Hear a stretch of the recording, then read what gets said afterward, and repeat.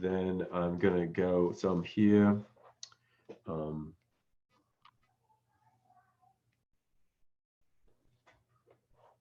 should have this open before, but here, so we're gonna go into, this is just my little demo thing we're working on. I wanna go over quickly about the shape tool, because one of the things that's really, really great about the shape tool is that, and you can't see this, but on my other screen, I'm just going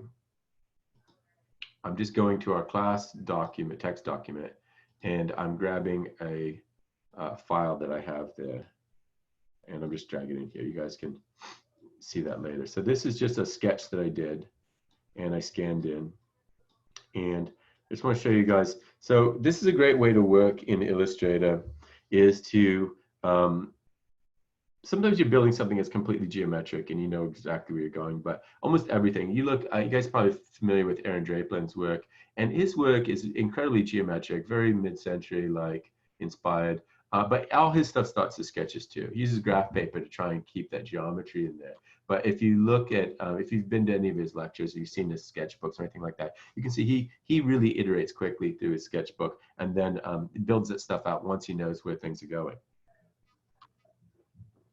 So, but how do you, once you've got, know where you're going, what do you do? Okay, so I'm going to bring this in, and I'm going to go over to my layers. What I want to do is I'm going to create a new layer here. Okay.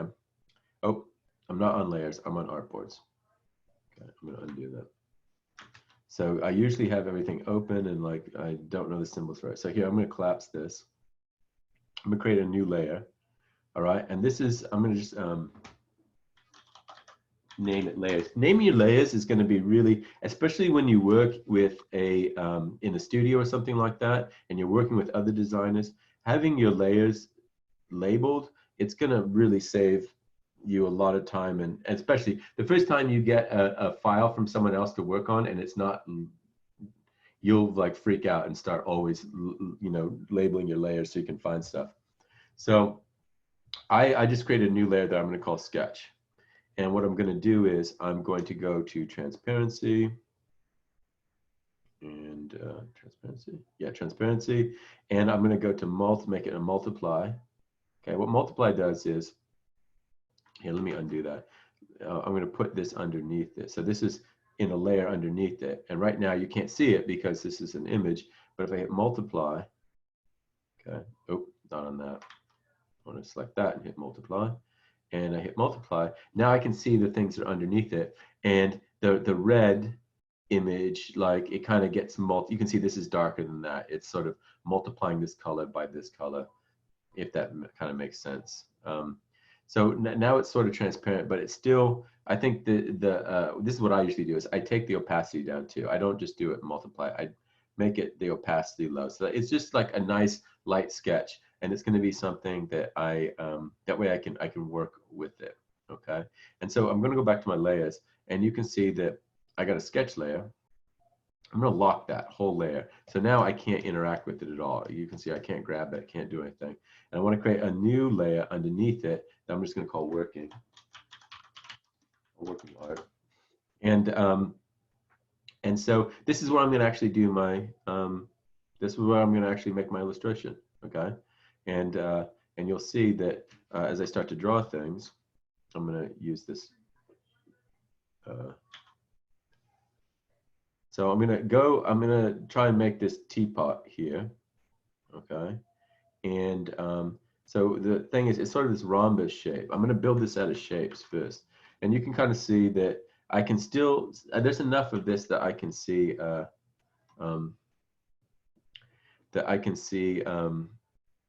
what's going on with my sketch. And so I'm going to just, I'm just going to kind of like use the nudge tool. And if I use the nudge tool once, it only moves a little bit, right? That's not going to be great. If I hold down Shift and use the nudge, well, nudge is just the arrow keys on your keyboard. So I'm going to hold down Shift and do the arrow keys. And then you can see it moves it by 10 nudges when you hold down the Shift. So I did 1, 2, 3, 4, 5. And so I'm going to do the same thing over here, but go the other way. 1, 2, 3, 4, 5. And so now I know I've got it perfectly. My sketch wasn't perfect, but I know this is now. All right. And so now I need to make this spout. And so I'm going to do this. Okay, I got a spout there. I can make a different color so that we can see it. And I'm just going to grab these two. I'm going to make it sort of like this.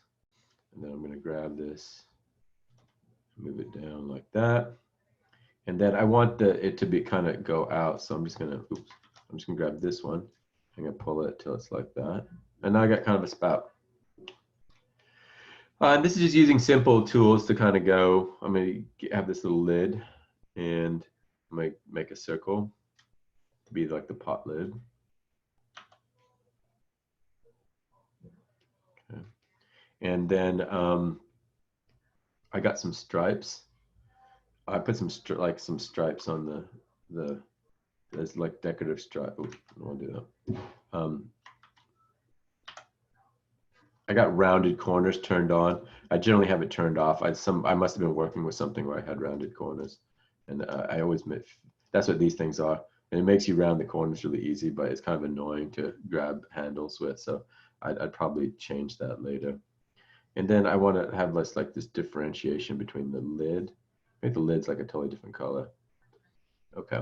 One thing I want to do is, so I'm just creating a bunch of shapes. Now I got to create this handle.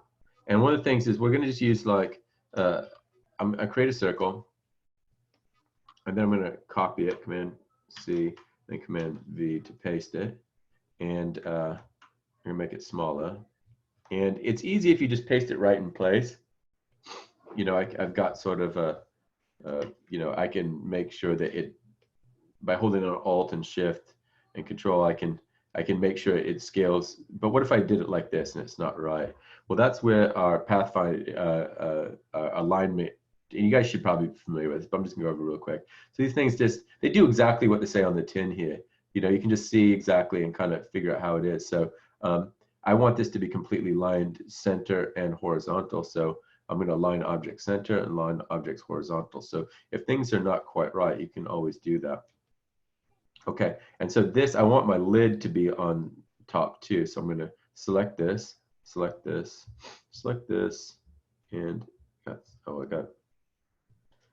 the little stem.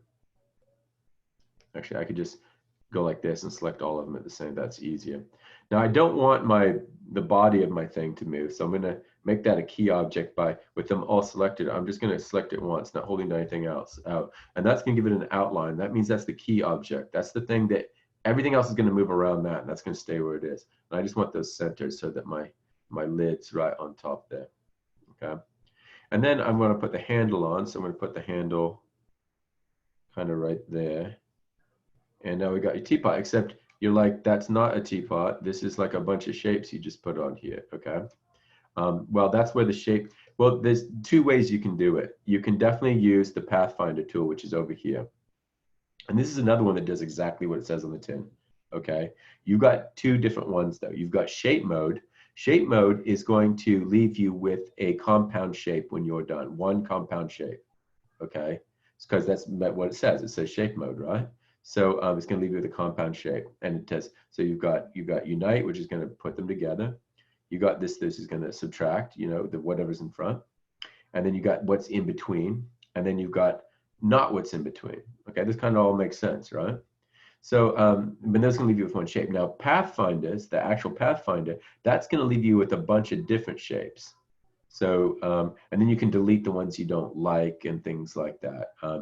And so those are all kind of, they make sense, and we can do that. We could do like with the handle. What I could do is I could do this knockout, and so now I've got a compound shape here. That's what this is. This is a compound shape. If I look in my, you can see it's a compound path here. That's what that is. Okay. And a compound path can be very useful because it acts like a one shape. In fact, you can have two shapes that are separated like this. Okay, I want these to be kind of level. So I'll go over here, horizontal, and I can make this into a compound shape. So you go to Object, and then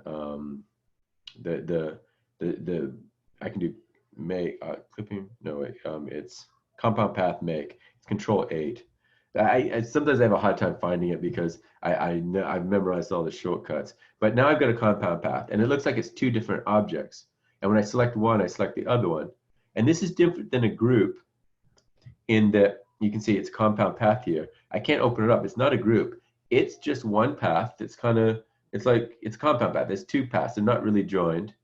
It's two paths, right? But the way this is useful is what I can do is I can remember we were talking about doing masks. So we can a compound path can be a mask in a way that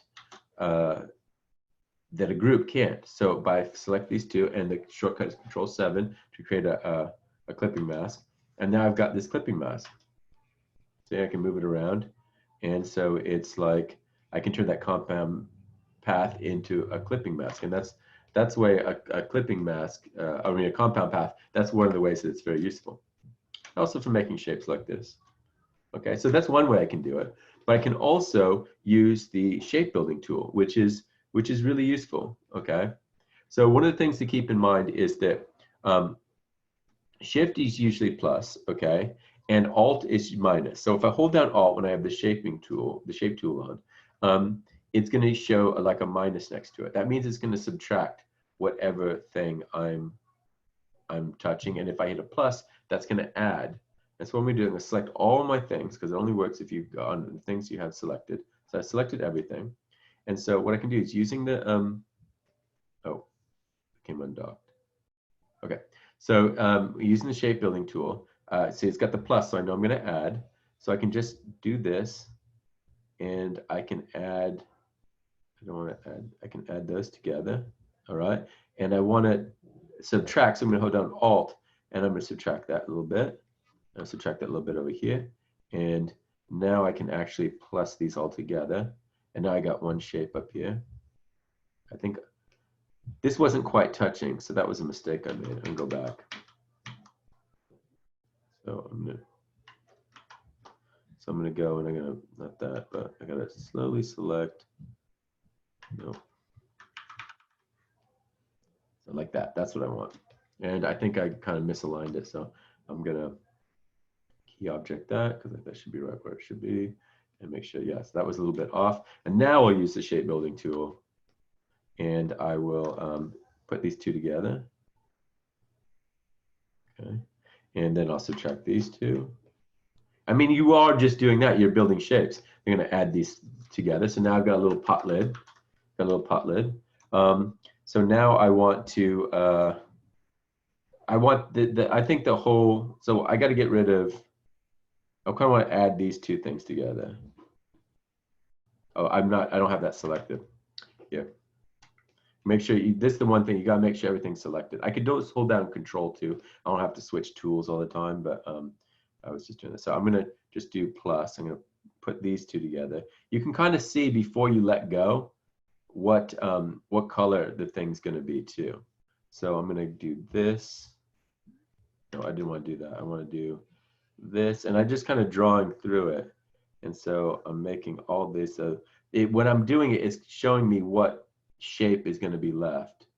And so so I've got that. I'm going to make it yellow. Oh, because I don't have that one thing selected. So I'm going to hold down Control, and I'm going to make that. What is it doing now? Here it goes. Oh, I got that thing. I got to fix that. Is that a leftover? No, let's just get rid of it. All right, so I've got that. So now I got my teapot here, and I kind of like that with the different colored handles. And oh, I got to select something. So got to make sure it's all selected. And so I'm just going to do this, get rid of these guys, and now I got stripes. And they conform to the side of my thing. And I think I like that the handle's a different color, but I think maybe I'll make the spout yellow. Okay, I'm not here to get super nerdy about it. So here I've got this this pot, and what I just want to show you is like how shape building can be. You can use it in other ways. It doesn't have to be just this geometric thing, because you can use the shape builder with overlapping shapes that are more organic and things like that. But it's just a really rapid way of working. So that's one of the things I want to show you today is shapes. And then the next thing I want to show you, any questions about that? If you guys have questions while I'm doing this, just throw it into chat and I'll look up before I move on. Or you can shout it out, I don't care. I'll take silences, you know what's going on. All right, so I'm gonna grab this, I'm gonna copy it, Command C. And I'm going to bring it into Photoshop. And this is the thing we were working on before. I'm gonna take all this old stuff and I'm going to put it in a group, and I'm turn the group off. Okay, so now I'm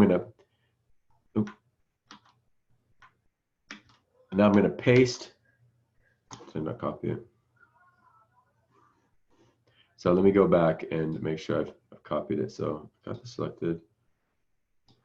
Command C, copy, bring it to Photoshop, and then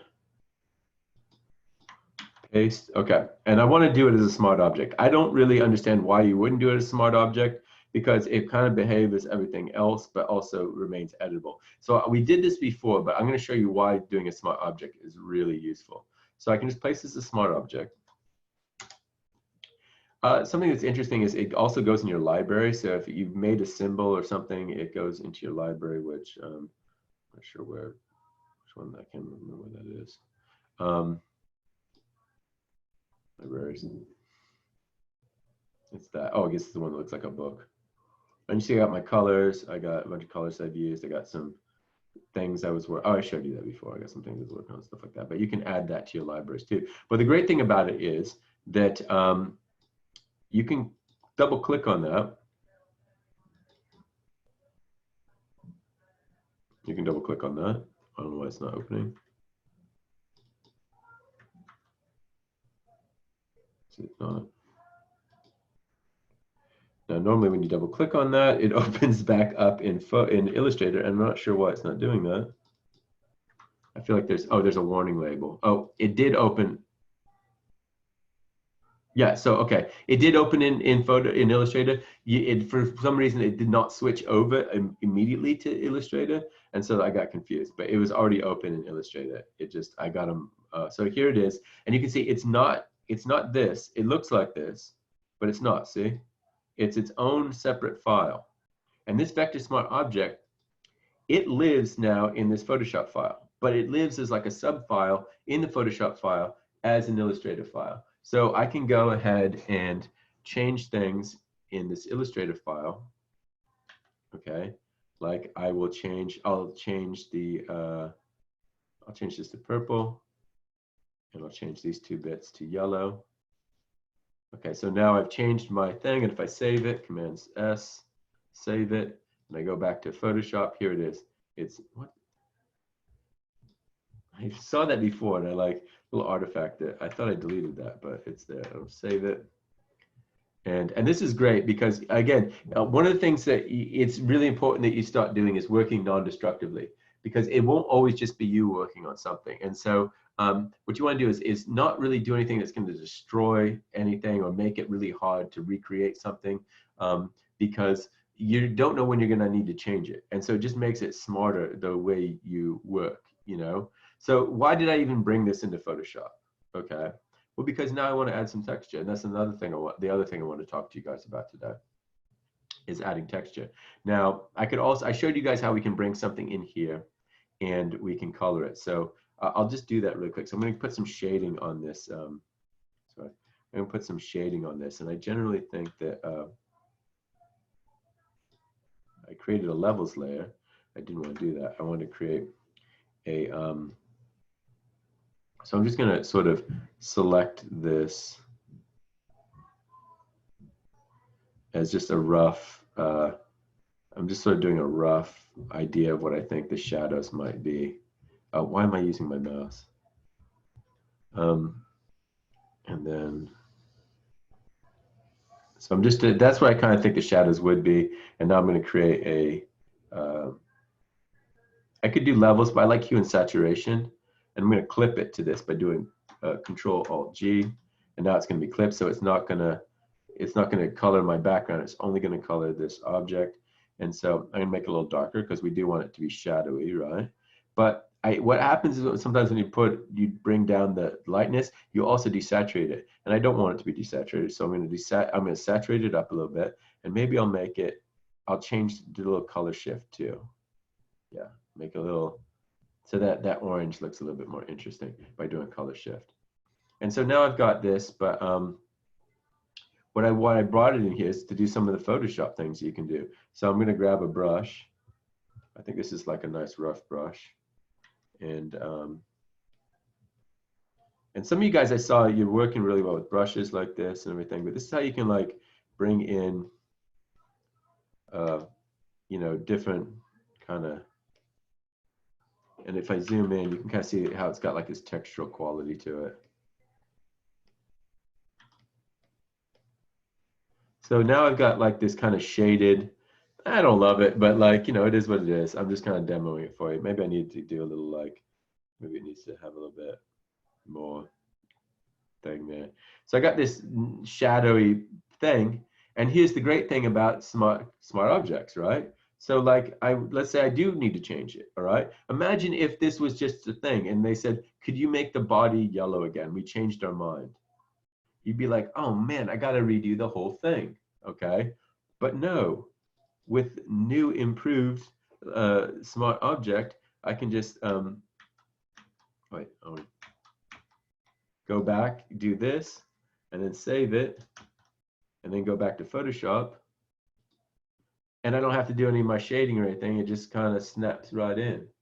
And I can do that really quickly. So that's one thing where I can do the shadows, but I want it to have like a texture, all right? So one of the things we've got to grab some texture. So like I'm also going to grab this texture that's off of the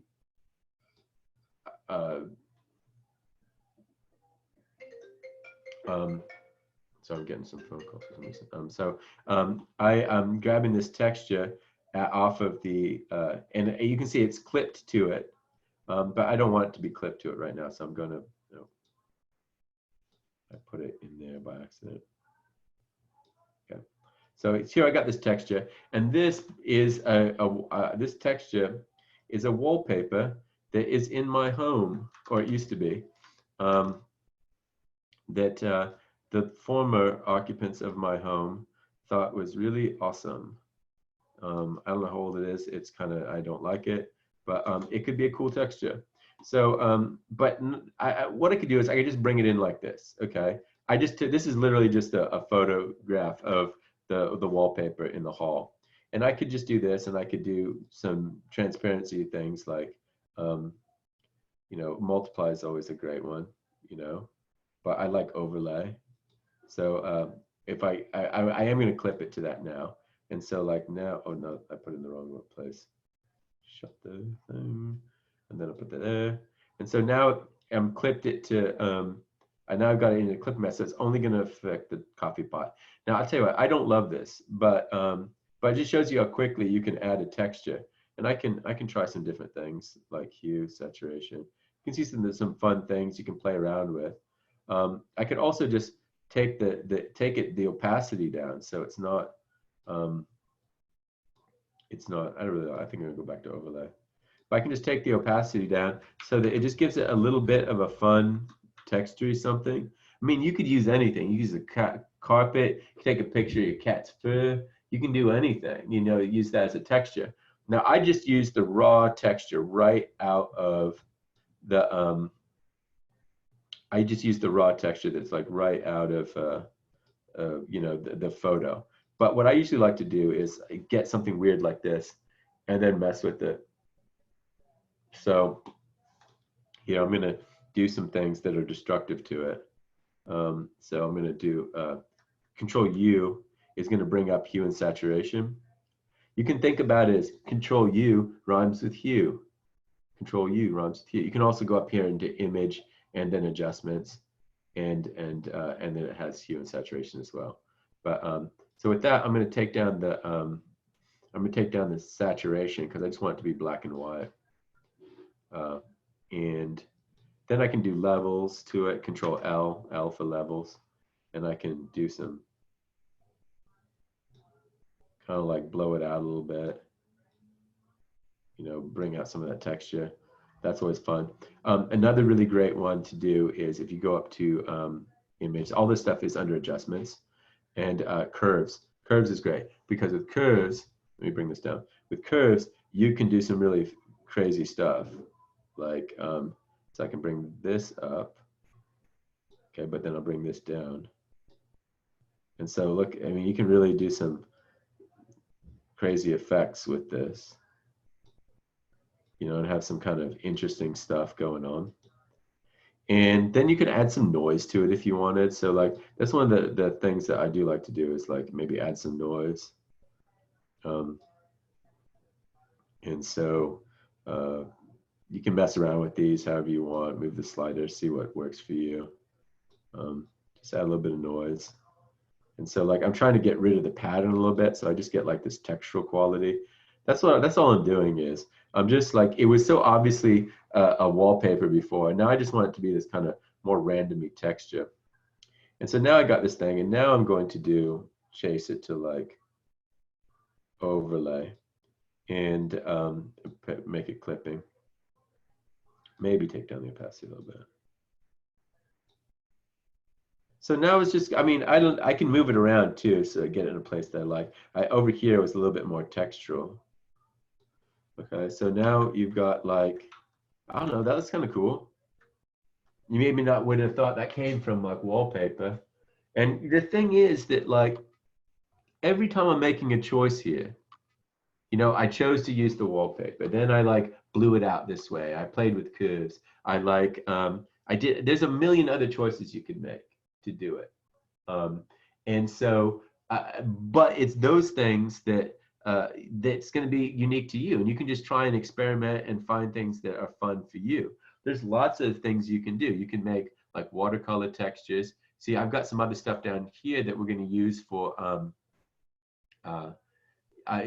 we can use for making some brushes and things like that later. Oh, you can't see that. Let me bring this down. Sorry. I can't forget you don't see what I'm looking at. You only see the screen I'm sharing. So this is where some of this stuff is in our little library here.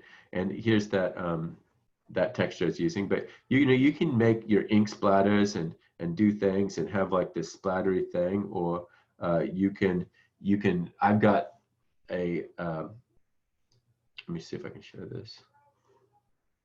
So what I like to do is I'm always scanning things and finding stuff, and so I'm opening up okay, so I got a folder here under assets.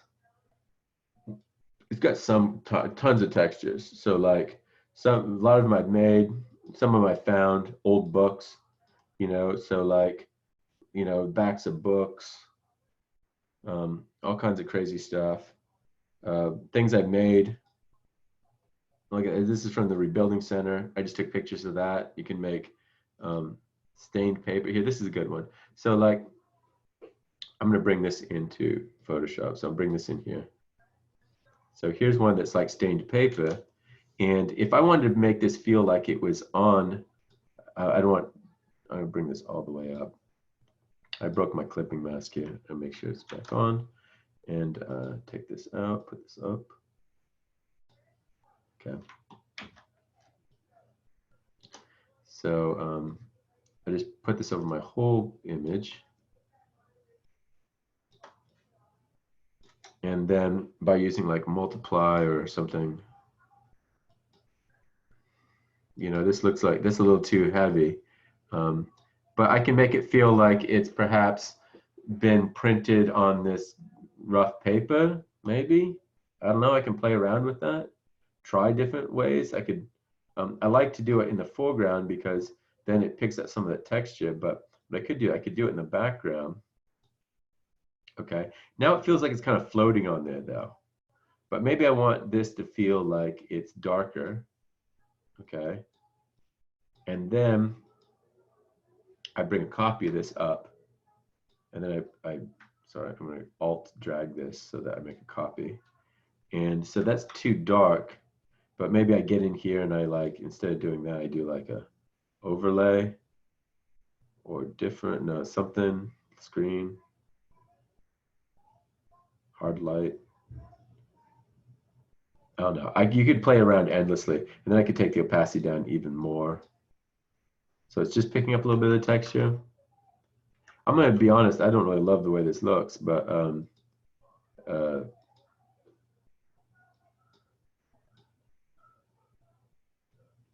you know, it just goes to show you use these tools and you play around with them and you come up with what you want to do with it. And, you know, I think for this project that you guys are working on right now, you could really do a lot with it. One last thing I want to show you guys too. Let me turn off some of this stuff.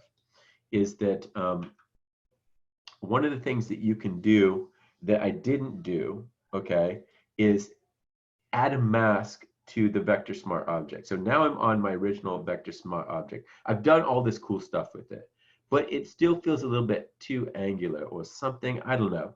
And what I can do is I can add a mask to that. So I'm just on that layer. I'm going to add a mask, and it's fully white, so I'm seeing the whole thing. But then what I can do is I can get a brush that is like a splatter brush. Okay, and so let's see what this is going to look like. And by using black, I can kind of grunge it up a little bit so it looks like it's got blowouts from like maybe being screen printed. That's too much, so I'm going to actually go back in white and kind of take some of that out.